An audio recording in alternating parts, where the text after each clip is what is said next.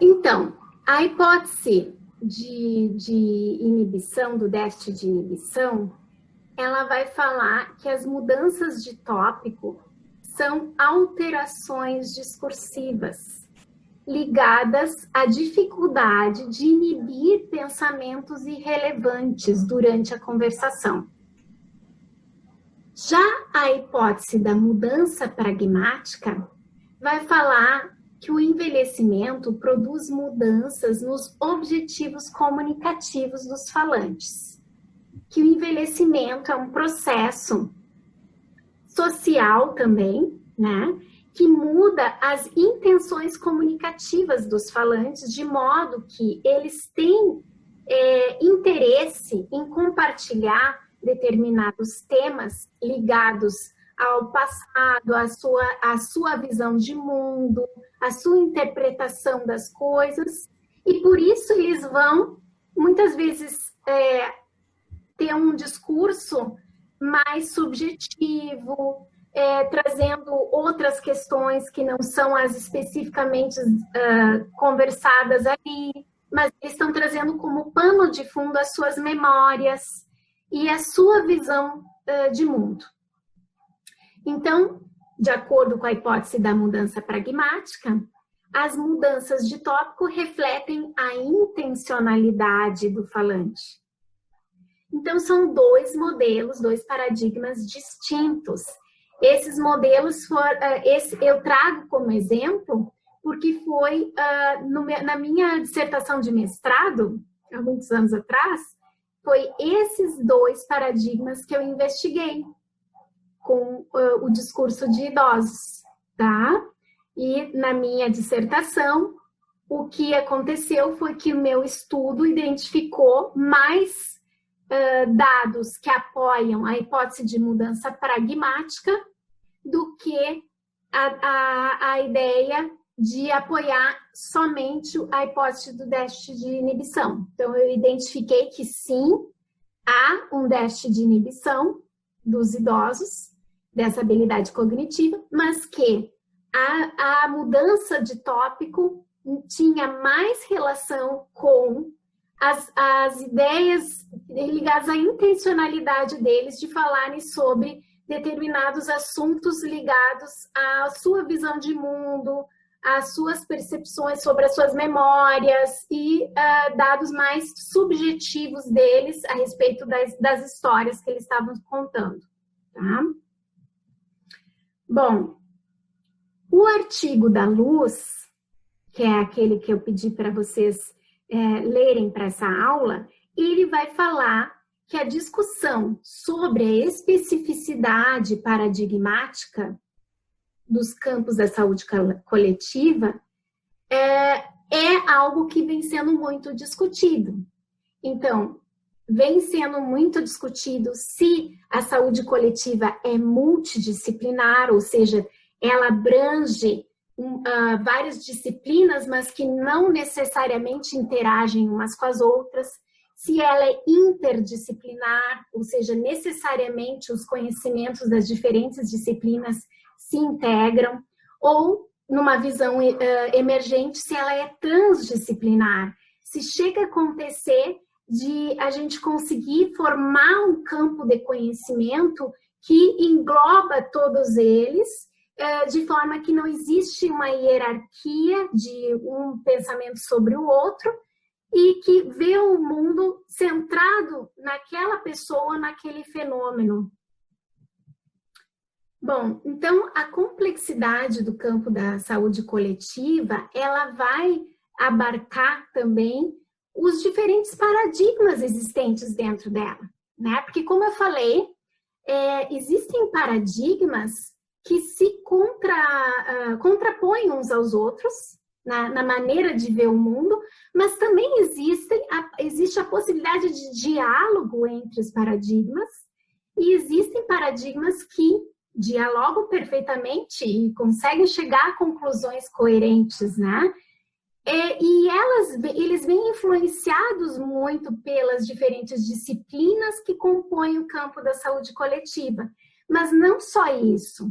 Eles vêm influenciados também pela política, pela a situação social e cultural do nosso país, né? Então, todas as questões de visão de mundo, de paradigma, vão influenciar na saúde coletiva, né? Não só o que está sendo discutido em academia, como o que está sendo conduzido na prática pelas políticas, né? Tudo isso vai influenciar. Então, existe toda uma questão que intervém nas práticas que vai estar ligada à formação e à cultura dos diferentes agentes, né? Que são os profissionais, os docentes, os pesquisadores, os gestores. E os paradigmas em saúde coletiva, eles vão lidar com tanto a necessidade de se produzir conhecimento ligado à saúde coletiva, como também a necessidade de se pensar questões como eficácia e intervenção, que são questões clássicas do modelo médico, né? E que a gente vai ver que também existem aí diferentes modos de olhar para essas questões pensando em saúde coletiva, né? E aí eu quero remeter ao que a gente já colocou lá no Moodle a respeito de eficácia, pensando nos modelos utilitaristas, né? Então, se vocês forem olhar lá um videozinho introdutório que está lá sobre utilitarismo, vocês vão ver conceitos básicos que vão falar de eficácia nas intervenções em saúde. E vocês vão ver também reflexões críticas num outro vídeo que foi colocado ali. Nós temos 10 minutinhos, gente. Então, assim, vamos tentar, quando acabar o tempo e cair, vamos voltar para essa mesma sala aqui, tá bom? Eu vou correr aqui um pouquinho para a gente poder ver multi, inter e trans. Mas eu vou mandar esse material para vocês de qualquer modo. Bom, multidisciplinaridade, então, como eu já falei, é quando a gente tem diversas disciplinas olhando para partes, é como se o objeto vamos pensar uma pessoa que está em atendimento por diversos profissionais.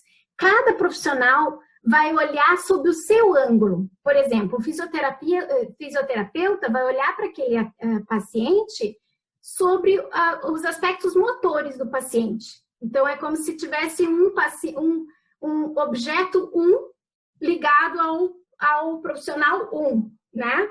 Porque ele só está olhando para os aspectos motores.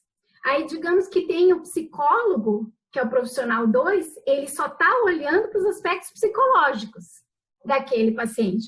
O profissional 3, ele só é o fonoaudiólogo, ele só está olhando para a comunicação daquele paciente. Não está olhando para aspectos motores, não está olhando para aspectos psicológicos. Esse é um modelo multidisciplinar, tá? Bom, os estudos de diferentes disciplinas, elas não estabelecem relações explícitas entre as mesmas na formação de um profissional.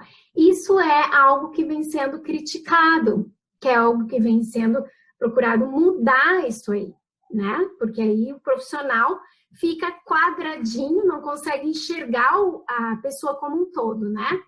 E esse atendimento por diversos profissionais, sem que eles estabeleçam trocas significativas para uma tomada de decisão conjunta, tá? Então, cada um vai tomar suas decisões na área de físio, na área de psico, na área de fono, sem se conversar.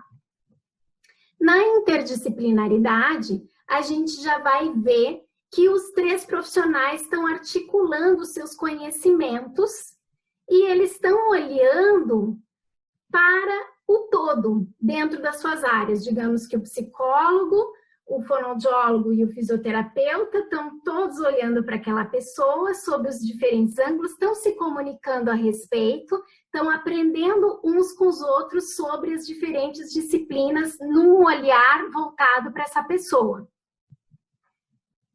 E a gente vai poder pensar um pouco isso com relação à formação das disciplinas, tá? Então, a Luz, nesse artigo, ela fala que o nascimento de novas disciplinas aconteceu quando começou-se a pensar justamente nessa questão de que as disciplinas mãe, né, vamos dizer assim, medicina, linguística, vamos dizer, aquelas mais antigas que formaram arcabouços de conhecimento, a psicologia, ela é mais antiga do que a fono, né? Elas não vão ser suficientes para aprofundar o conhecimento sobre determinadas áreas, como a comunicação humana, né? E aí vão começar a eclodir novas disciplinas. E aí a gente tem um exemplo de uma formação que exige um olhar interdisciplinar, que é a fonoaudiologia, que vocês fazem diversas disciplinas, né? Agora, se elas estão num olhar multidisciplinar ou interdisciplinar, vai depender do quanto que nós, como um curso, conseguimos fazer com que vocês, e vocês também façam, essa integração entre os conhecimentos das diferentes disciplinas, né? Mas a fonoaudiologia exige a aprendizagem com diversas disciplinas mãe, né? Então, até a Luz, ela vai usar o termo episteme, né? Ela fala, à medida que a episteme da modernidade faz eclodir a partir do século XIX, especialidades originadas de disciplinas mães, nós vamos ter subdisciplinas especializadas emergindo no campo científico. Aí eu pensei, bom, vou colocar aqui conceito de episteme. Na filosofia grega, nós temos que de acordo com Platão, um conhecimento verdadeiro da natureza científica em oposição à opinião infundada ou irrefletida. Já num pensamento mais contemporâneo, nós temos que episteme é um paradigma geral, segundo o qual se estruturam, numa determinada época, os múltiplos saberes científicos, tá? Então, à medida que vai se estruturando os múltiplos saberes científicos nessa último século, nós vamos ver o surgimento das novas disciplinas e o nascimento da fonoaudiologia é um exemplo, tá? Então, nós temos aqui a área da saúde, representada pela medicina, pela odontologia, a área da psicologia, da linguística, representando as humanas, e esta salada aqui de conhecimentos vai dar na fonoaudiologia, né? Nós temos aqui 4 minutinhos antes de acabar esse link, tá? O tempo desse link. Mas aqui, nesse exemplo que eu dei sobre uma disciplina que exige integração de conhecimentos de disciplinas mães, eu falo do nascimento da fonoaudiologia e eu queria que vocês se interessassem em buscar mais a respeito da história da fonoaudiologia.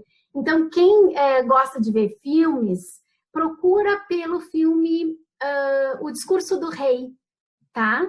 Esse é de uma visão do exterior, né, estrangeira, lá da Inglaterra, mas que traz um relato aí de um rei que precisou, né, uma história verdadeira, que precisou, porque ele tinha gagueira, precisou de um atendimento de um profissional e na época não existia o nome speech therapist, né? Mas ele era ali nos primórdios do surgimento da fonoaudiologia nesse país. E aqui eu trago pedaços do artigo da Isis Meira, que é uma fonoaudióloga lá do início, pioneira no Brasil, né? Que conta como que a fonoaudiologia se estruturou no Brasil.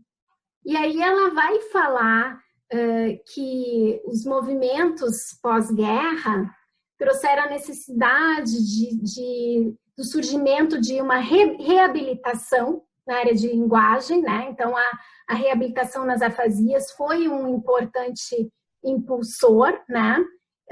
E que a partir daí começou a se ter mais aprofundamento nos estudos sobre a comunicação humana, né? com importantes influências da neurologia, da linguística.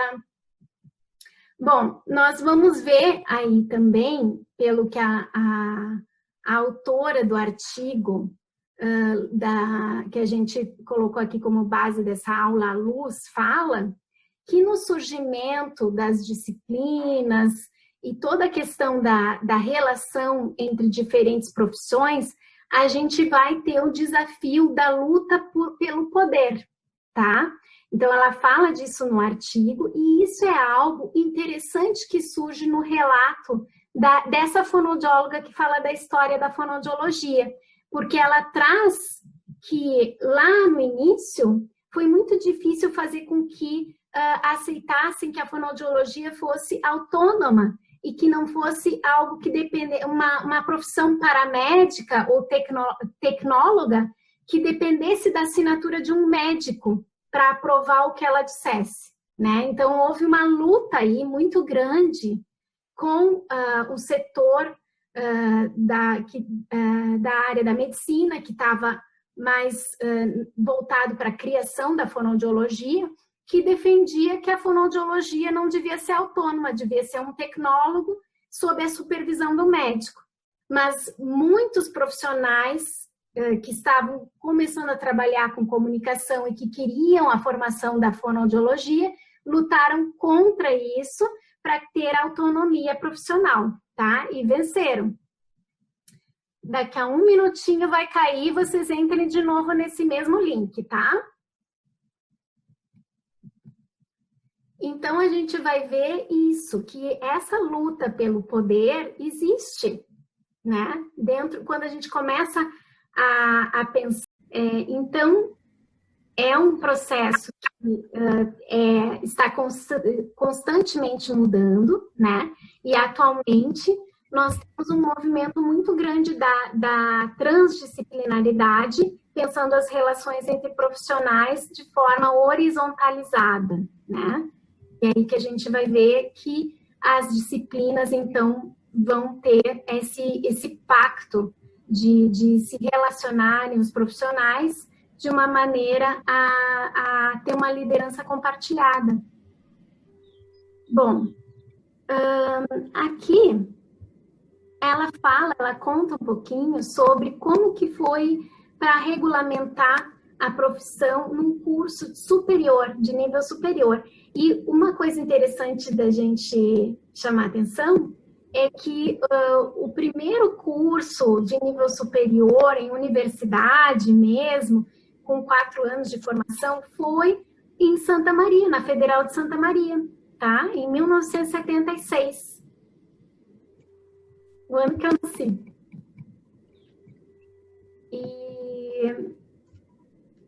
E mais eu queria chamar a atenção. Aqui no Brasil ou em geral?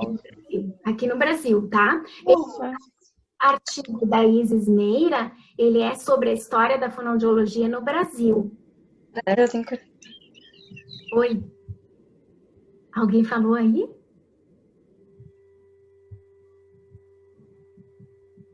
Oi.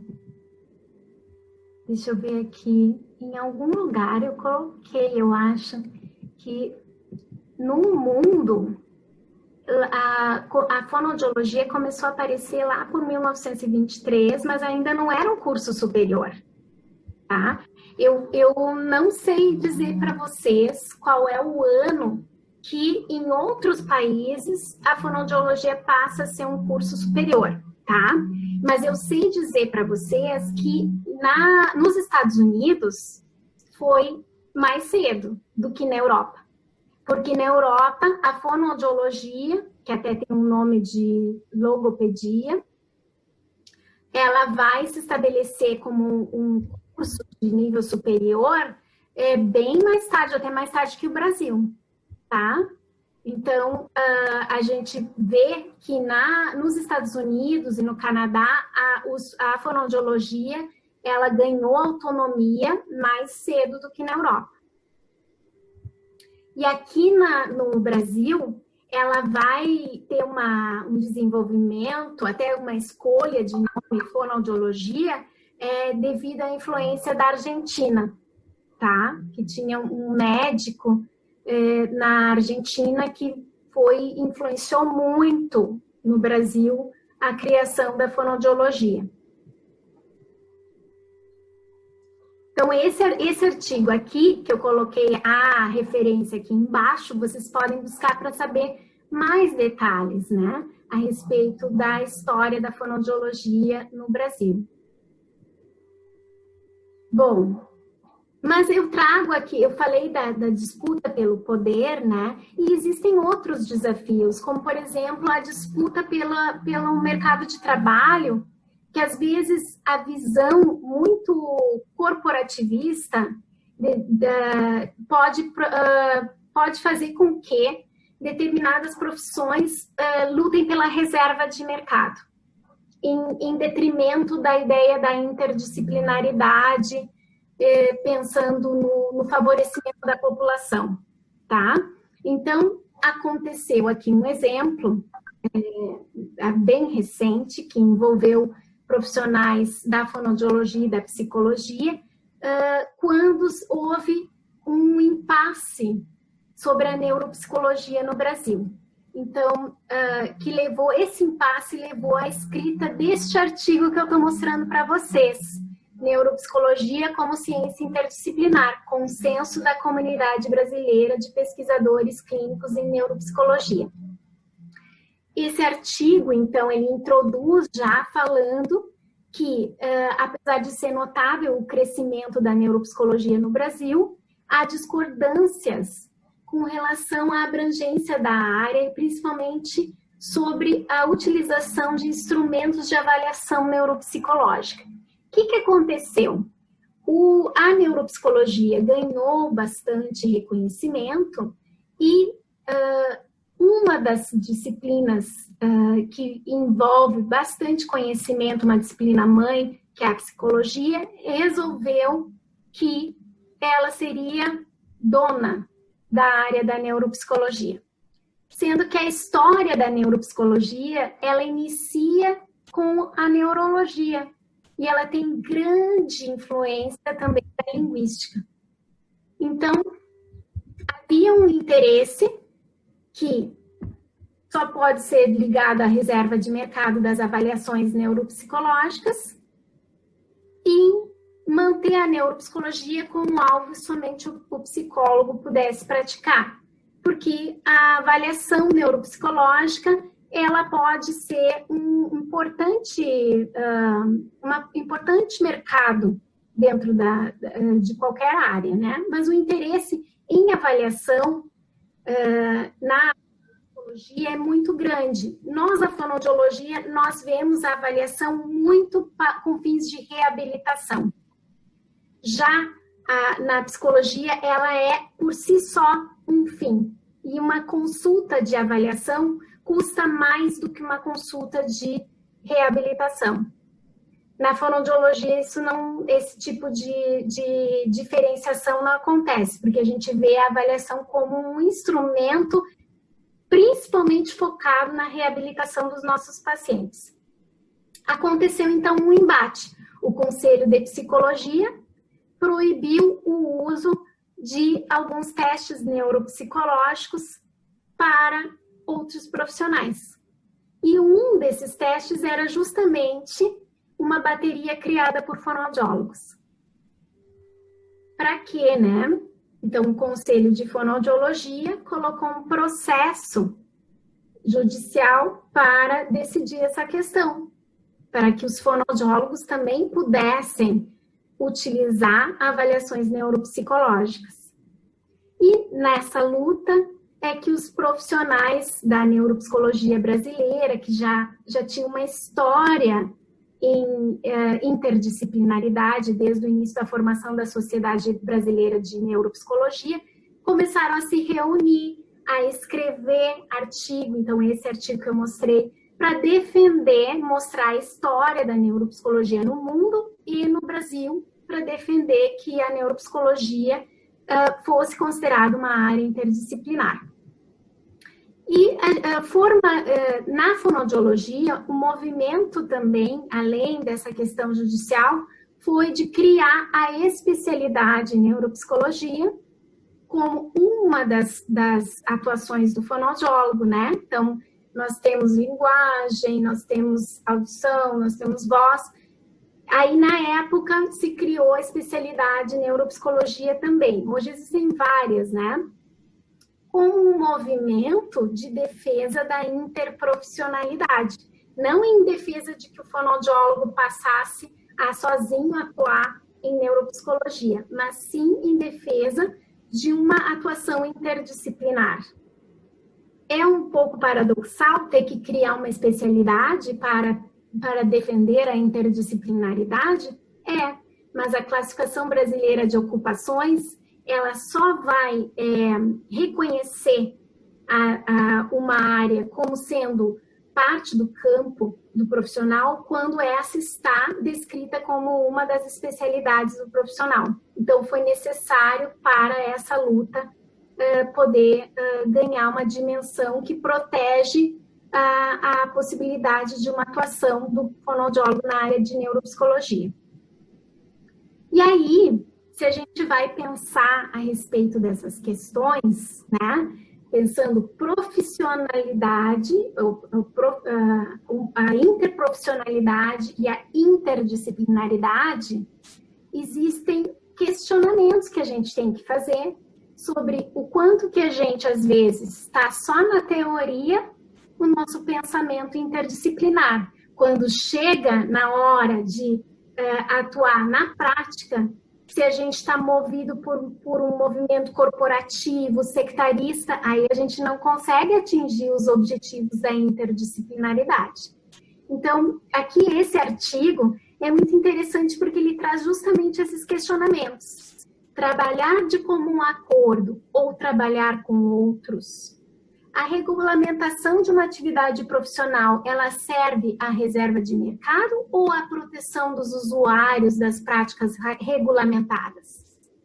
A definição de atribuições privativas das profissões, ela serve ao projeto de formação e desenvolvimento profissional ou serve à delimitação de exclusividade sobre determinados campos de prática e, portanto, à perenidade das profissões? Então, essas são questões que a gente deve levar para um pensamento crítico, pensando também a ética, né? Pensando no objetivo final, que é a população, e não propriamente os interesses de determinados grupos profissionais. Bom, então, como a gente falou aqui, não são tudo rosas, né?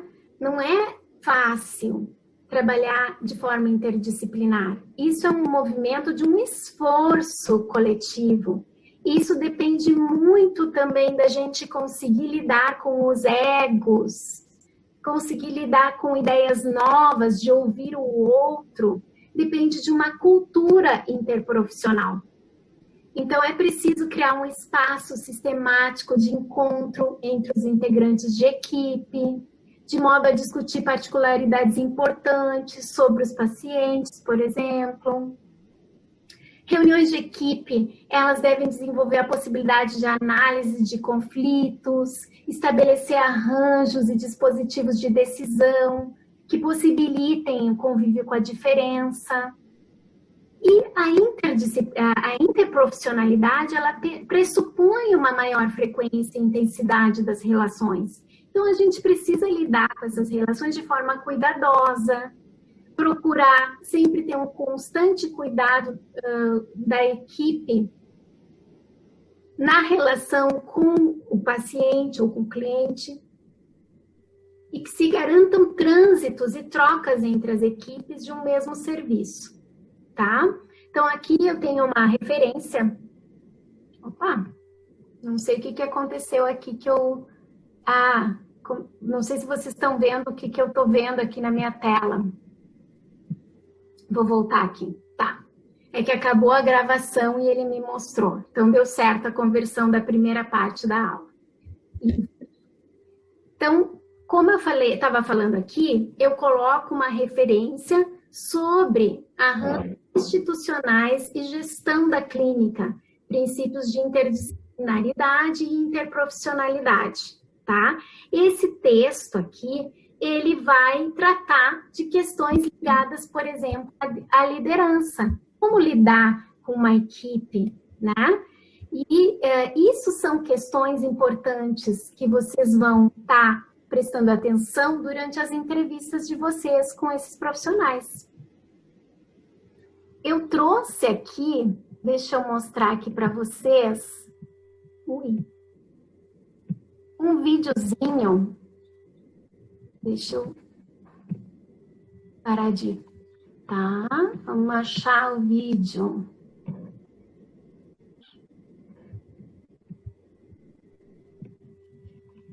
Aqui.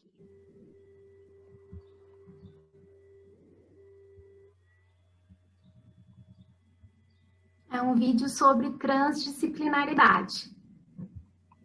Só para a gente introduzir aqui. Vocês estão vendo o vídeo? Ainda não coloquei. Dá para ver a telinha do vídeo do YouTube?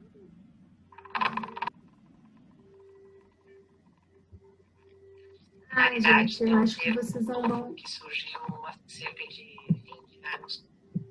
Deixa eu tentar ver se o áudio vai ficar compartilhado.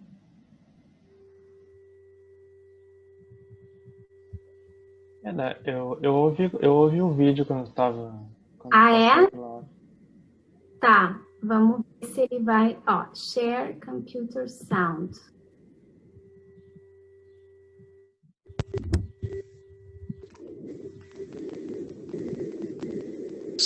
E que traduz Opa, pausou.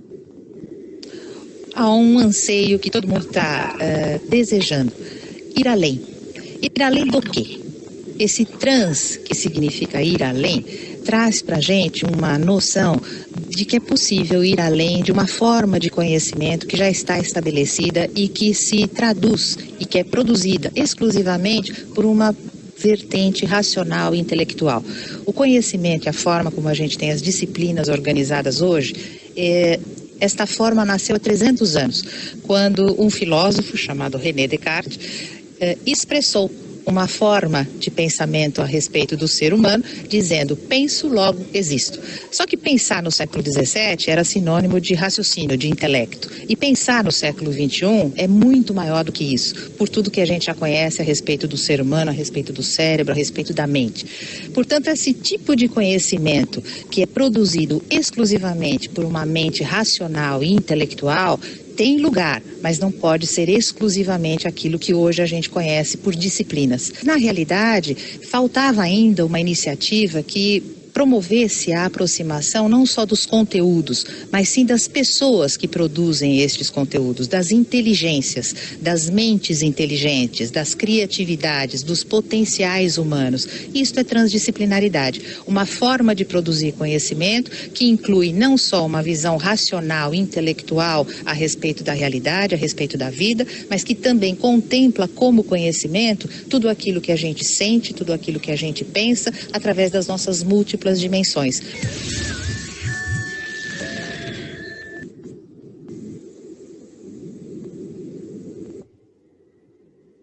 Vou desmontar aqui. Então, pessoal, ela traz essa reflexão inicial para a gente pensar a transdisciplinaridade como não só como um modo de integração entre as disciplinas, mas também como um modo de relação. No primeiro minuto do mês de novembro, você terá acesso ao menor preço da história. Não sei por que o meu YouTube continua lá funcionando. Espera aí. Desculpem aí, pessoal. Retornando. Estratégia Concursos. É a maior e melhor Black Friday que você já viu. Fechando.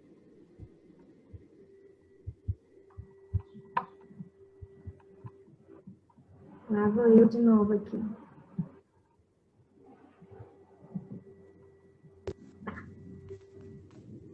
Tudo certo agora, né? eu ia falando, vocês estão me ouvindo? Tá. Como eu ia falando, essa pesquisadora que falou sobre transdisciplinaridade, ela introduz o tema falando que a transdisciplinaridade é muito mais do que só a relação entre disciplinas, criando um novo olhar. Claro que isso é importante, mas ela também fala da importância de uma nova maneira de se relacionar entre os profissionais, tá? Uma visão não hierárquica, uma visão que possibilita uma escuta atenta para diferentes formas de pensar, né? Um hibridismo de conhecimentos, né? Bom, então, a transdisciplinaridade, a autora do artigo que eu coloquei para vocês lerem, a Luz, ela vai falar, deixa eu conseguir puxar aqui, porque às vezes ele não me obedece. Deixa eu passar para o próximo aqui. Tá, ela vai falar, desculpem o ruído aqui que tem uma construção, que existe uma questão aqui de uma mudança paradigmática, né, no momento atual, né, que acontece uma crise de crescimento do conhecimento científico e que isso vai ter o seu ápice, né, do seu início, essa mudança paradigmática lá pela década de 1980, né, quando o paradigma determinista que prediz só que a ciência só é válida se ela explica algo por causas determinadas, né? Que ela não vê diversas associações, mas sim uma única causa, esse paradigma começa a ser rompido, começa a haver um questionamento disso, de que ciência seria só isso, o que é ciência válida, né? Então, aí começa a questão de que várias disciplinas científicas duras começam a também romper com esse pensamento, inclusive até a física, que tinha uma relação muito forte com a matemática, e sempre teve, e sempre vai ter, né? Mas que passa a conceber que possam existir diferentes níveis de explicações para determinados fenômenos diferentes, né? Então, a gente vai ver que vai acontecer um hibridismo, uma compreensão mais complexa do mundo e das disciplinas, tá? Aí eu sugiro a vocês que vocês também vão lá nesse linkzinho dessa entrevista com Edgar Morin para entender um pouco mais sobre essa mudança de perspectiva, mas eu coloco aqui um exemplo na física, por exemplo, dessa mudança paradigmática, inclusive nas disciplinas duras, né, das ciências exatas. Na física, a gente vai ver o reconhecimento da existência de diferentes níveis de realidade regidos por lógicas diferentes, né? E isso vai propiciar um olhar transdisciplinar, né? Quando a gente tem uma diferente maneira de conceber a macrofísica e a microfísica, a gente é obrigado a aceitar que existem níveis de realidades regidos por lógicas diferentes na física, né? Também vai acontecer esse movimento de reconciliação entre ciência e arte, bem como ciência e espiritualidade. É claro, gente, que tudo isso ainda é muito revolucionário. Nós ainda estamos no início desse movimento de abertura, né? Mas está acontecendo. Tanto é que nós tivemos aula com uma indígena que falou sobre toda a visão de mundo dos Caigangue sobre saúde, né? Que comporta questões espirituais, né? Para o povo Caigangue, né? A gente teve também uma aula de yoga que eu coloquei lá no YouTube, pensando sobre o olhar do yoga sobre a saúde, né? Então, existe uma abertura para outros níveis de pensamento dentro da saúde. Então, a visão transdisciplinar resolutamente é aberta na medida em que ultrapassa o campo das ciências exatas, devido ao seu diálogo e à sua reconciliação, não somente com as ciências humanas, mas também com a arte, com a literatura, com a poesia, com a experiência espiritual.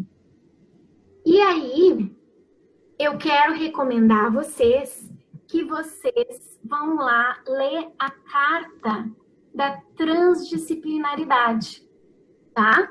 Nesse linkzinho, que vocês vão ver ali nos slides, tem como vocês acessarem diretamente, tá? Então, assim como na Carta de Ottawa, de promoção da saúde, os profissionais fizeram um congresso para discutir a visão sobre promoção da saúde, e isso gerou uma carta ao mundo, né, que a Organização Mundial da Saúde apoiou.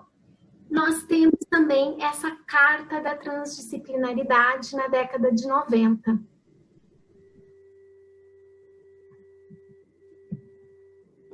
E aí, a transdisciplinaridade, ela vai trazer um novo contexto de conhecimento, de paradigmas, né? Onde ela vai tratar também da importância da horizontalidade nas relações, ou seja, a abolição daquela visão muito hierárquica, tanto entre profissionais, como com as pessoas com as quais a gente trabalha, né? Com a visão de poder, de que, só quem decide é o terapeuta, né? Essa visão está sendo questionada e muito, pensando se a importância de dar voz às pessoas com as quais a gente trabalha, a ouvi-las, a ouvir sobre como elas preferiam ser tratadas.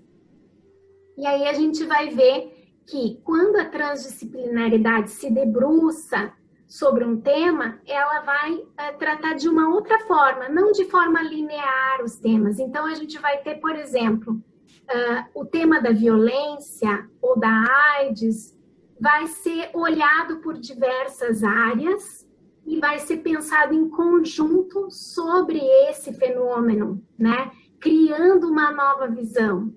Quando a gente trouxe um módulo da diversidade, foi mais ou menos assim que a gente trabalhou. A gente trouxe o tema da diversidade e a gente trouxe olhares tanto de profissionais diferentes como olhares de pessoas daquela população, trazendo então a horizontalidade do olhar.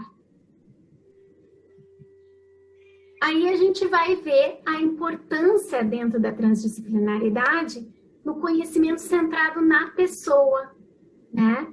Então, a gente vai ver que o conhecimento assim produzido pode integrar não apenas a produção gerada a partir da pesquisa, tanto quantitativa como qualitativa, como também pode integrar a prática vivenciada das populações, né? Tirando, então, aquela ideia tão separada entre conhecimento de senso comum, prático, e conhecimento científico gerado na academia.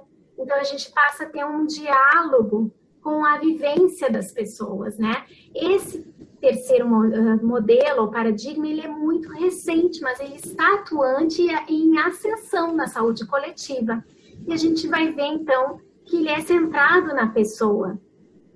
Eu tirei até a luz, ela usa aqui no centro desse círculo, ela usa o paciente adoecido, um termo assim. Eu tirei, coloquei a pessoa, porque a gente tem que também começar a tirar essa visão de que a pessoa, o que é doença, né?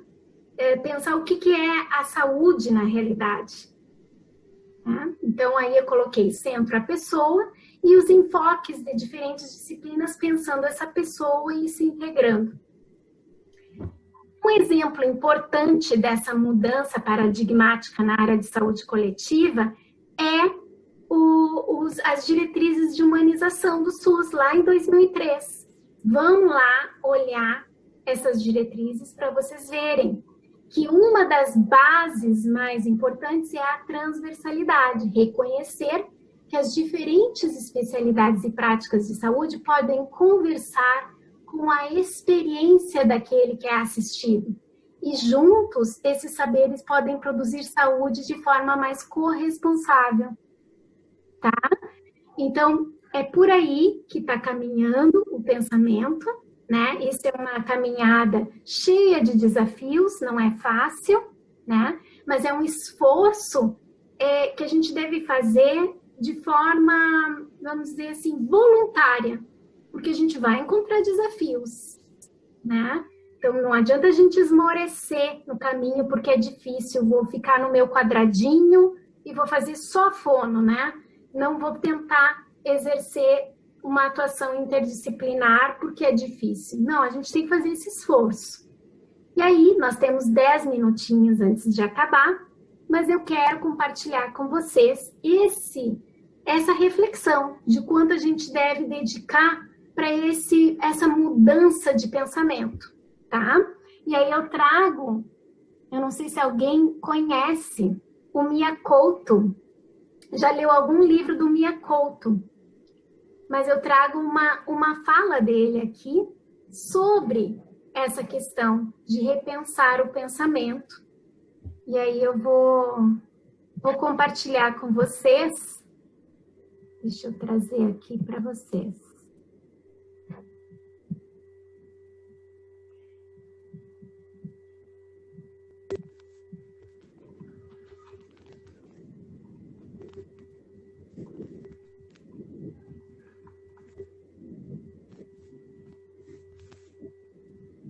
Que se chama repensar o pensamento, porque nós acreditamos à partida que o pensamento não tem fronteiras.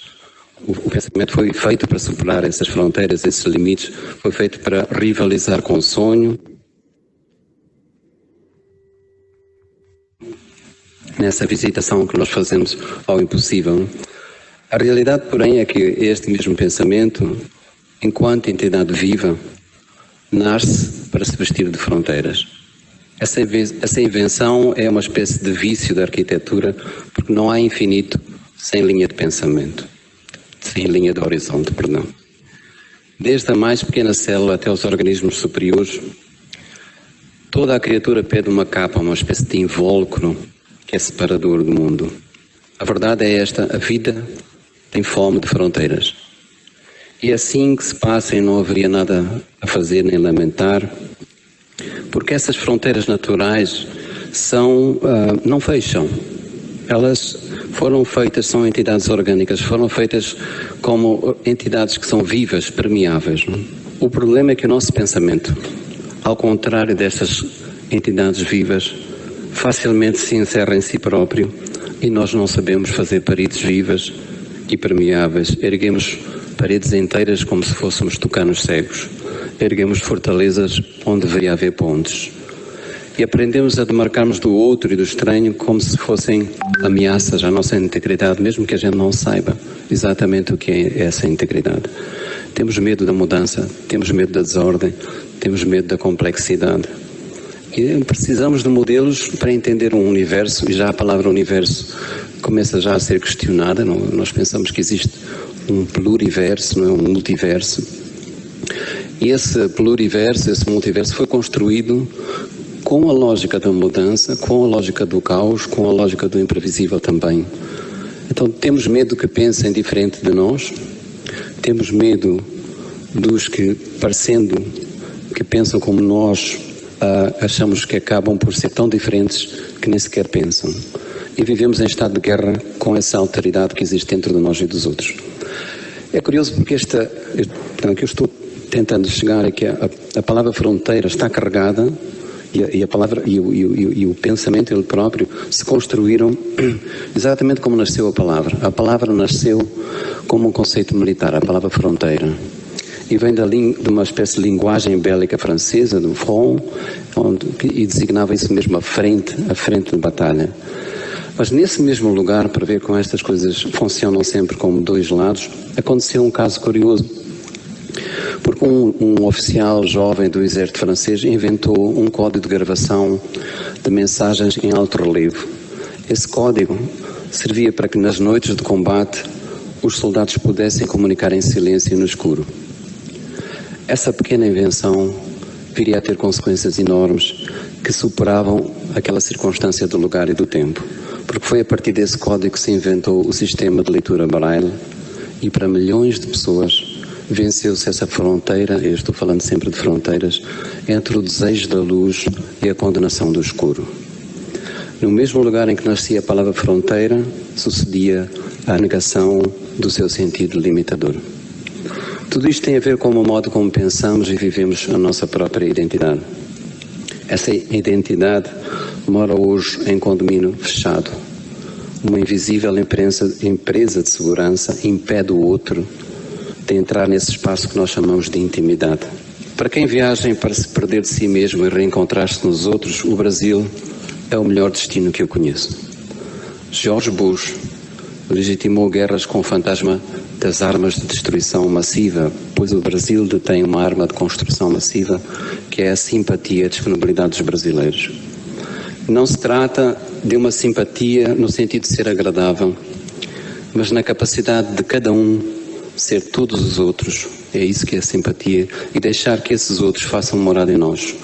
Os brasileiros não são assim por natureza ou porque são biologicamente mais dotados. Essa capacidade foi historicamente criada ao produzir-se uma nação que teve que ser costurada e teve que costurar culturas e raças e etnias e tempos diversos. O que me faz sentir em casa aqui não é aquilo que me parece mais imediato e mais evidente, que é termos uma língua comum, apesar deste meu sotaque, mas até porque nessa língua nós encontramos coisas que nos unificam, mas de repente há ali uma marca de uma fronteira. Principalmente os brasileiros tiveram que construir, por causa daquilo que foi a história da sua independência, tiveram que construir na própria língua portuguesa aquilo que o demarcasse dos.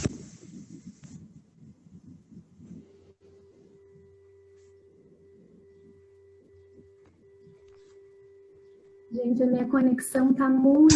Os portugueses tinham que dizer: nós não somos assim, e fazemos essa marca de diferença na própria língua.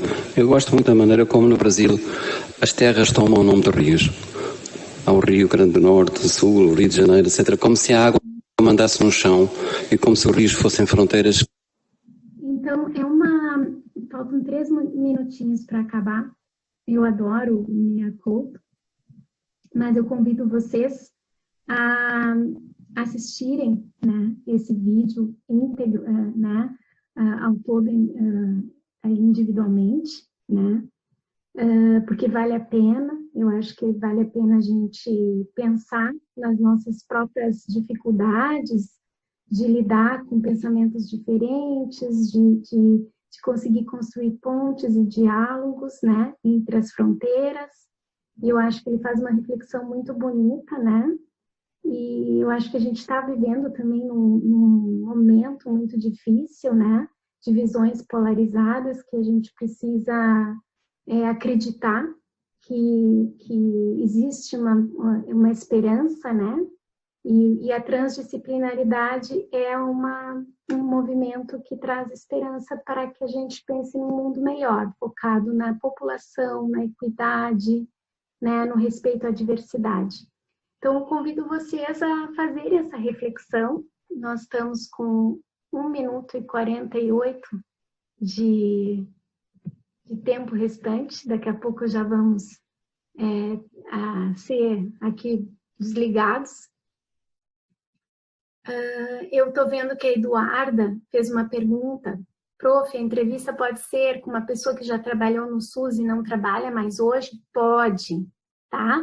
A professora Roberta colocou na sua lista pessoas que, algumas delas não estão mais trabalhando no SUS, mas têm a experiência de ter trabalhado em equipe no SUS. Já é suficiente, tá? Então é isso, queridos. Um grande beijo. Estejam bem, se cuidem. Que tenham uma semana muito boa, na medida do possível, tá? E meu carinho para vocês. Fiquem em contato com a Dayana e espero que vocês tenham gostado dessa aula. Mandem lá no fórum no Moodle os seus comentários, já que aqui a gente não conseguiu interagir muito, mas na aula que vem a gente vai ter uma atividade bem mais interativa, que eu achei importante que essa aula fosse dar uma visão geral para vocês conseguirem ler os textos com mais tranquilidade, já focados no contexto importante da leitura, né? Não ficar muito assustados com o linguajar diferente, às vezes muito técnico, né? E assim vocês têm uma base, tá bom? Um grande beijo!